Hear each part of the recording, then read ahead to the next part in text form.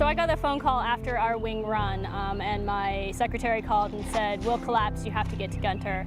And I wasn't really clear what had happened, so I called his cell phone, and the captain who was doing CPR on him answered it and told me they just loaded him in the ambulance and they're on their way to the hospital, so it's probably better if you go to Jackson Hospital instead of come here to Gunter.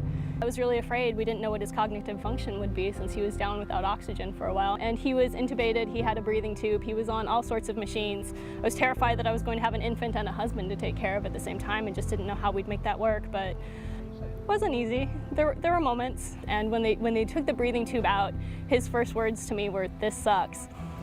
And I laughed because I knew that was Will. Will was in there, and he was okay, and we would get through this. The last thing I remember was driving into work. Next thing I know, somebody's touching me on the shoulder like, "Hey, the doctor wants to talk to you." And then it was a moment of realization of, where am I? I knew beforehand that I had some blockages in my arteries from having gone to the cardiologist, but I was under medication and doing everything I was supposed to. I don't remember anything. So I was asking them. I was like, "So exactly what happened?" And they were able to tell me. So I finished the run because we had a 2-mile run that morning. So I usually run 4 miles at a time. So not a big deal.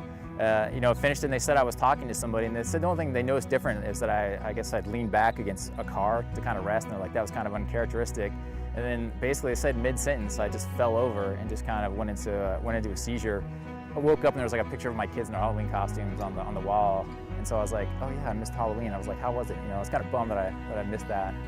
But we had a lot of support too that helped made it a lot easier. I mean, the key spouse from the 42nd side was getting meals ready for us. We had only been here about 3 months. So, I mean, I think the community came together just because of the situation. I mean, even our kids' school was calling and asking, "Hey, do you want us to set up play dates for them so that, they're not alone?" It's one of those things where you always, appreciate the Air Force family and like you help out, but you never really expect to be the recipient of it. And so when you see it in action, it's pretty astounding. Overwhelming being on the receiving end of it. It was pretty amazing.